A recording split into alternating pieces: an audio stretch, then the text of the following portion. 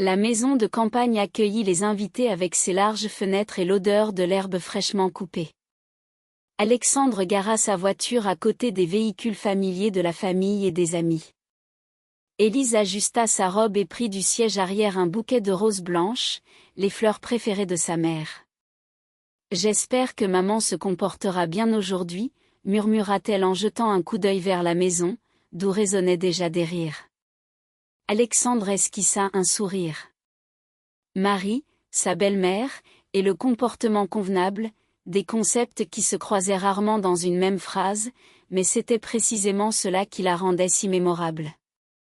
À 55 ans, elle irradiait l'énergie d'une femme de 20 ans, et son esprit acéré ainsi que sa façon de se présenter attirait les regards des hommes de tous âges.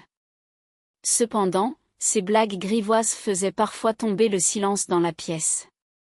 La porte s'ouvrit avant qu'il n'ait le temps de sonner. Sur le seuil se tenait la célébrée, vêtue d'une élégante robe émeraude qui soulignait sa silhouette élancée.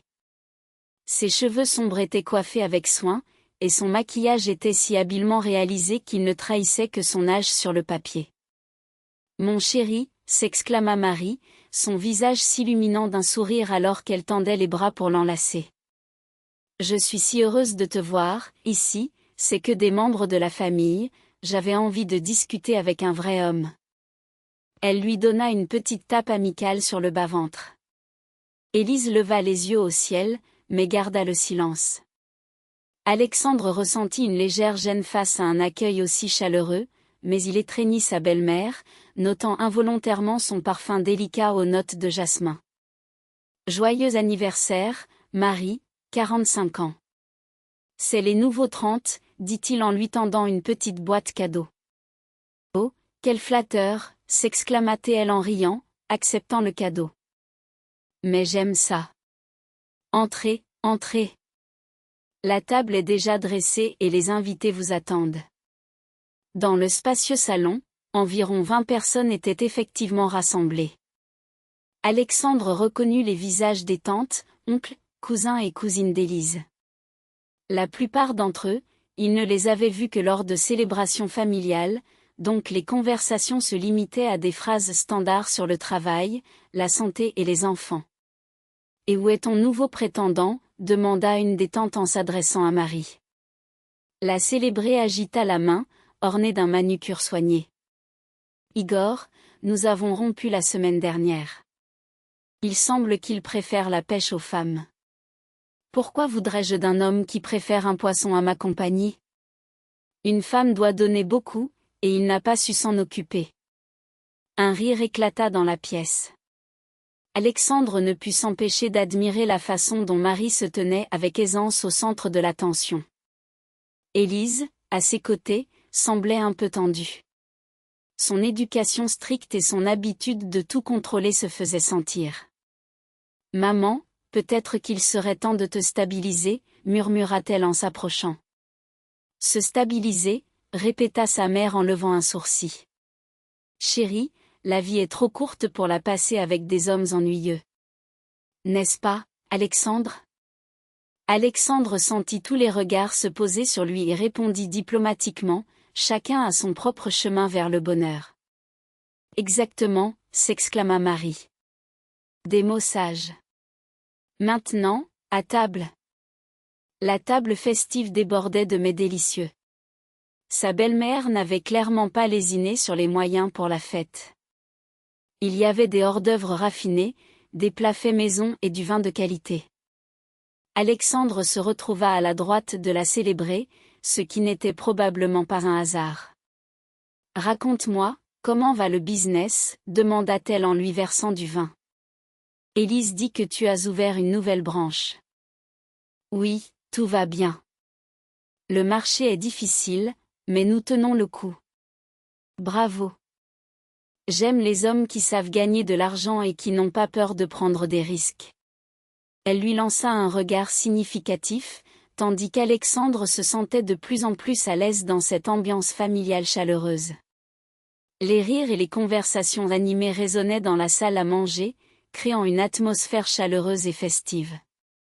Alexandre, assis à la table, observa sa belle-mère, Marie, qui captivait l'attention de tous avec ses histoires drôles. Son rire, clair et contagieux, faisait écho dans la pièce, entraînant tout le monde dans son sillage. Vous vous souvenez de l'année dernière, chez tante Valérie, commença-t-elle, un sourire malicieux sur le visage. Ce voisin qui est venu prétendument réparer la plomberie, mais qui n'a pas pu détacher ses yeux de moi de toute la soirée? Sa femme a fait des scènes pendant une semaine. Élise, sa fille, se redressa, l'air faussement indigné. Maman, vraiment? Quoi? Répondit Marie, feignant l'innocence. Je ne peux pas être responsable des regards des hommes, n'est-ce pas? Elle fit un clin d'œil à Alexandre, qui sentit une chaleur monter à ses joues. Ce n'était pas l'alcool qui lui faisait tourner la tête, mais l'énergie irrésistible de Marie, qui illuminait la pièce. À côté d'elle, Élise semblait être une ombre, pâle et silencieuse. Quand le gâteau fut servi, Marie se leva pour porter un toast. Mes chers amis, merci d'être ici aujourd'hui pour célébrer mes 55 ans. C'est un bel âge, n'est-ce pas? J'ai beaucoup appris au fil des ans, mais la leçon la plus importante est que la vie doit être vécue pleinement. Ne remettez pas à demain ce que vous pouvez savourer aujourd'hui. N'ayez pas peur des nouvelles expériences et n'ignorez pas les cadeaux que la vie vous offre, même s'ils viennent dans des emballages inattendus. Son regard se posa un instant sur Alexandre, et il ressentit une étrange vibration dans sa poitrine. À la vie dans toutes ses manifestations, leva-t-elle son verre. À maman, ajouta Élise, mais sa voix trahissait une certaine tension. Les invités levèrent leurs verres, et Alexandre ne put s'empêcher de penser que ce toast avait une résonance particulière, presque personnelle, comme s'il lui était adressé. Au fur et à mesure que la soirée avançait, l'atmosphère devint plus détendue. Certains invités se dispersèrent dans la maison, d'autres sortirent sur la terrasse pour fumer, tandis qu'Alexandre se retrouva dans le jardin, profitant de l'air frais du soir. Il se sentait fatigué par cette célébration familiale, mais un doux murmure le fit se retourner. Marie se tenait à quelques pas, son silhouette élégante se découpant sur la lumière des fenêtres. « J'avais besoin d'un peu d'air frais », répondit-il en souriant. « Je comprends, les familles peuvent être un vrai défi, même pour les plus patients, » dit-elle en s'approchant. Son parfum enveloppa Alexandre, le faisant frissonner légèrement. « Dis-moi, n'est-ce pas un peu ennuyeux ?» demanda-t-elle, son ton direct le surprenant. « Pourquoi dites-vous cela ?» répondit-il, intrigué. « Parce que je vois dans tes yeux que tu es fatigué de la prévisibilité, que chaque jour semble se ressembler. Ai-je tort ? » Sa perspicacité le frappa. En effet, ces derniers temps, sa vie était devenue une routine monotone, travail, maison, quelques sorties au théâtre ou au restaurant avec Élise. Peut-être, admit-il prudemment. Tu sais, ce que j'ai appris au fil des ans, commença Marie en s'asseyant sur un banc de jardin, c'est que les moments les plus mémorables se produisent lorsque tu te permets de sortir des sentiers battus. Alexandre s'assit à ses côtés, se sentant comme un élève écoutant une leçon précieuse. « Et vous sortez souvent des sentiers battus ?» demanda-t-il, curieux. Elle éclata d'un rire léger, musical. « Plus souvent que je ne devrais, mais je ne regrette rien. On ne peut regretter que ce qu'on n'a pas fait. » Leurs regards se croisèrent, et un silence complice s'installa entre eux, chargé d'une tension palpable. La musique emplissait le salon, et lorsque quelqu'un lança des vieux succès des années 80, les invités commencèrent à se regrouper. Les jeunes s'étaient rassemblés autour d'un canapé, discutant d'un jeu sur une tablette, tandis que les aînés s'étaient installés autour d'une table de cartes. Les personnes d'âge moyen prenaient possession du centre de la pièce, se préparant à danser de manière improvisée. Alexandre se tenait près de la fenêtre, observant la scène tout en sirotant un verre de cognac. La fête était un véritable succès. Marie, la maîtresse de maison, savait créer une atmosphère chaleureuse. Chaque invité se sentait le bienvenu. Elle parvenait à accorder de l'attention à chacun tout en restant impeccable dans sa robe élégante, d'un bleu profond qui mettait en valeur son allure raffinée. Dimitri, mon cher, pourrais-tu me rapporter une coupe de champagne, demanda-t-elle à un jeune homme qui ne s'éloignait jamais d'elle. Dimitri, un brin élancé avec une coupe de cheveux à la mode et une montre luxueuse, hocha la tête et se dirigea vers la table.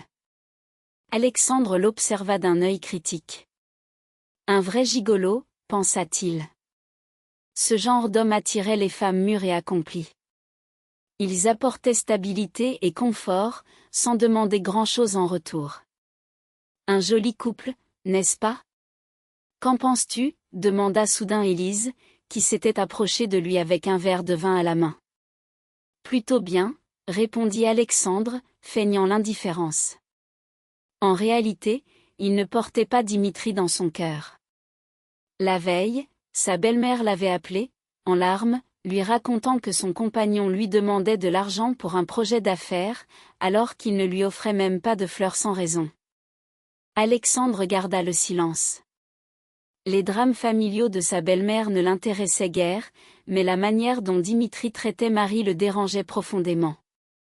Le jeune homme semblait trop à l'aise, trop sûr de lui, agissant comme s'il était le maître des lieux.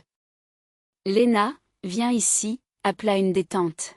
« Il faut qu'on prenne des photos. » Élise s'éloigna vers ses proches, laissant Alexandre seul, observant le spectacle qui se déroulait sous ses yeux. Marie racontait une histoire amusante à un groupe d'invités, gesticulant avec vivacité. Dimitri revint avec le champagne, mais au lieu de tendre le verre à Marie, il le déposa sur la table et replongea dans son téléphone. « Quel mal élevé !» murmura la tante Claudia en passant. « De mon temps, les hommes ne se comportaient pas ainsi. » Alexandre acquiesça intérieurement. Quelque chose dans l'attitude de Dimitri l'irritait. Peut-être le fait qu'il prenait l'attention de Marie pour acquise, ou son désintérêt pour une femme qui aurait pu lui enseigner ce que signifiait l'élégance et le charme. « Quelqu'un va-t-il danser ?» demanda Marie, lorsque la musique lente commença à jouer. Plusieurs couples se dirigèrent vers le centre de la pièce. Dimitri leva les yeux de son téléphone, mais ne fit aucun mouvement vers sa compagne. « Dima, dansons ?» demanda directement Marie. « Je ne suis pas très en forme aujourd'hui, » répondit-il en se dérobant. « J'ai une douleur à la jambe depuis ce matin. » Demande à quelqu'un d'autre. Alexandre vit une ombre de déception passer sur le visage de sa belle-mère, bien que son sourire ne disparût pas. C'était douloureux de voir un jeune homme refuser publiquement une femme qui souhaitait clairement partager la joie de la fête. « Marie, » dit-il soudain, étonné par sa propre audace, en posant son verre. « Puis-je vous inviter à danser ?» Son visage s'illumina d'un sourire sincère. « Avec plaisir. Enfin un vrai cavalier. » Elle lui tendit la main, et lorsque leurs doigts se touchèrent, il ressentit une légère étincelle. Sa peau était étonnamment douce et chaude. Sur la piste de danse, Marie se transforma. Ses mouvements devinrent fluides et gracieux, comme si elle se fondait dans la musique. Alexandre, qui se considérait comme un danseur moyen, se laissa emporter par le rythme, admirant la beauté de sa partenaire. La fête s'était déroulée de manière joyeuse et animée, et Alexandre, qui se considérait comme un danseur moyen, avait découvert qu'il pouvait suivre le rythme de Marie sans effort. La musique avait enveloppé la pièce, et les couples s'étaient succédé sur la piste de danse, mais c'était avec Marie qu'il avait véritablement trouvé son équilibre. Plus tard dans la nuit, ils se retrouvèrent dans la cuisine, riant ensemble, un peu éméchés par l'ambiance festive. Marie se tenait si près qu'il pouvait sentir son souffle chaud.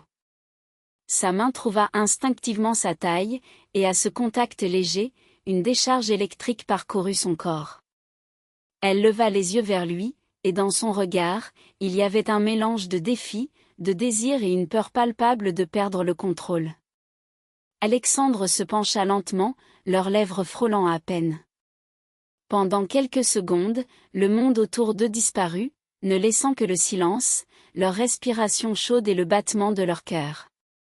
C'était comme si tout avait été retenu, comme s'ils avaient attendu ce moment depuis trop longtemps. Les doigts de Marie s'accrochèrent à sa chemise, son souffle se fit plus court. Lorsqu'il l'attira contre lui, le temps sembla s'arrêter. Tout devint un mouvement unique, un rythme partagé. Elle ferma les yeux, et le monde s'évanouit, ne laissant que la chaleur, le parfum délicat de sa peau et le murmure de son nom. Le lendemain matin, le soleil perçait à travers les rideaux du chalet, et les invités commençaient à se rassembler pour le petit déjeuner. Alexandre ressentait une légère gueule de bois, non pas à cause de l'alcool, qu'il avait à peine touché, mais à cause de l'intensité émotionnelle de la veille. Helena, sa femme, avait l'air fatiguée, avec des cernes sous les yeux. « Tu as mal dormi ?» demanda-t-il en versant du café dans sa tasse. « Il faisait trop chaud », répondit-elle brièvement, évitant son regard. Marie, quant à elle, fit son apparition dans la salle à manger, fraîche et reposée, comme si la fête de la veille ne l'avait pas du tout épuisée. Elle portait une simple robe beige qui mettait en valeur son bronzage, et ses cheveux étaient soigneusement relevés en un chignon bas. Elle paraissait plus jeune que son âge, étonnamment séduisante pour un matin. « Bonjour, mes chéris », s'exclama-t-elle en embrassant Helena sur la joue. « Comment avez-vous dormi ?»« Ça va », murmura Helena. « Et où est Dimitri ?» demanda Marie.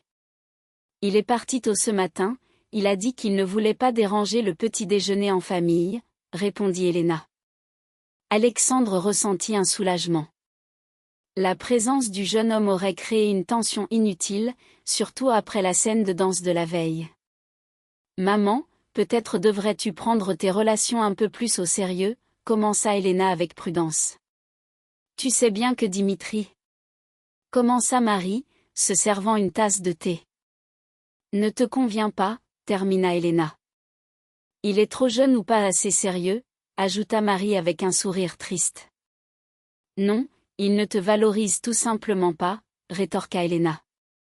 Marie esquissa un sourire mélancolique. « Chérie, j'ai compris cela dès hier. Quand un homme refuse de danser avec une femme pour son anniversaire, cela en dit long. » Son regard se posa brièvement sur Alexandre, et il sentit ses joues s'enflammer.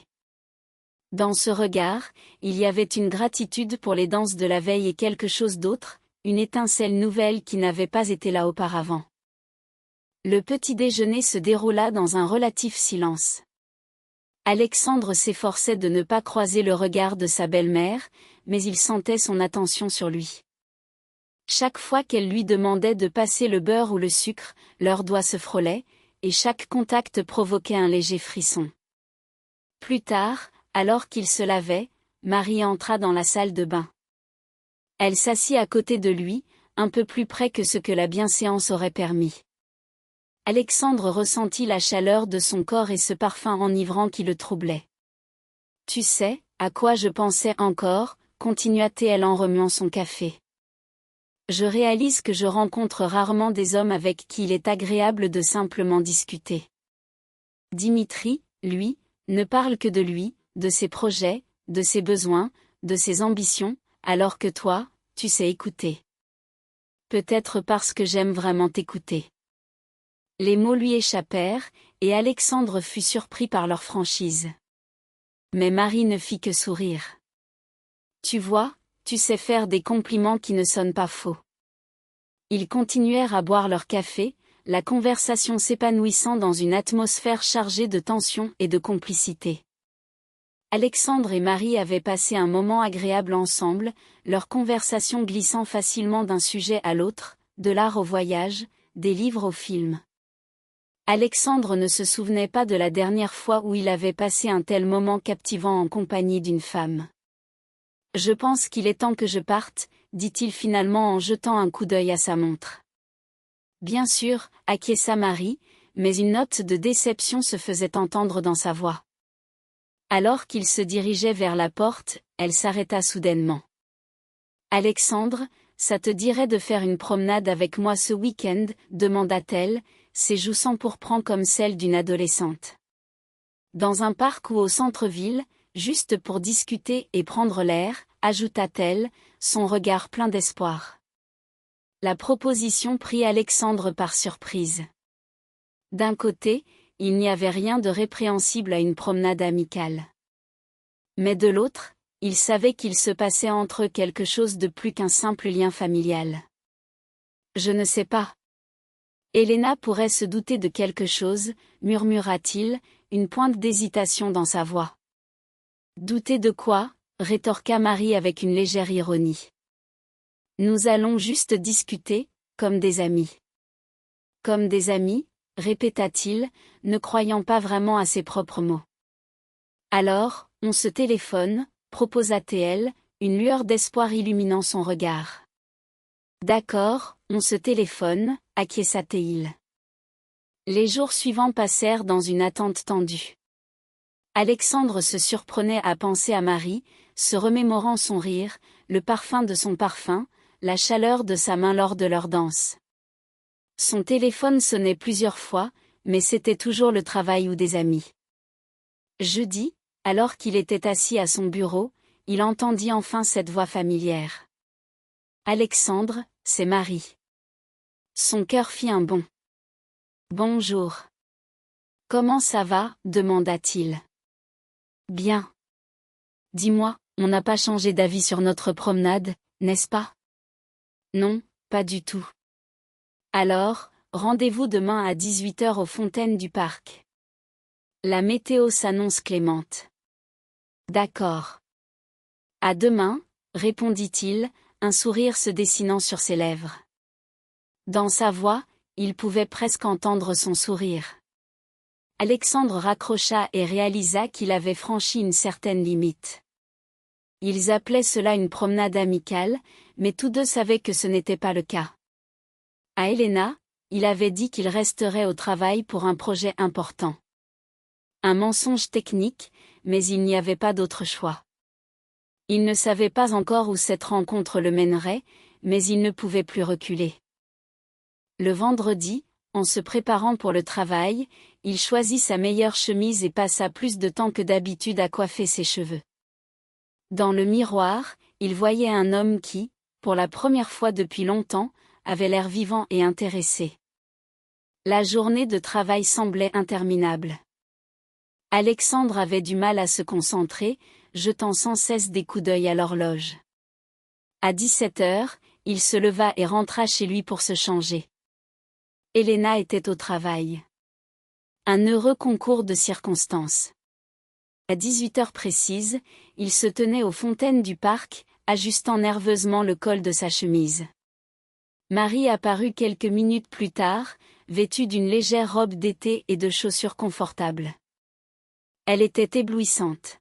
« Je ne suis pas en retard, j'espère » demanda-t-elle en s'approchant. « Juste à l'heure » répondit-il avec un sourire. Ils s'engagèrent sur l'allée du parc, d'abord en silence, puis la conversation s'épanouit. Les échanges étaient fluides et naturels, touchant à 1000 détails. Marie partageait des histoires amusantes de sa vie, tandis qu'Alexandre parlait de ses projets d'avenir. « Tu sais, j'ai réalisé quelque chose » dit-elle alors qu'il prenait place sur un banc près de l'étang. « Avec toi, je me sens jeune, non pas en âge, mais en esprit. Et avec moi, tu te sens plus mature, plus sérieux. Peut-être que nous nous complétons ?» La question flottait dans l'air. Alexandre la regarda, assise à ses côtés, illuminée par le soleil couchant, et comprit qu'elle avait raison.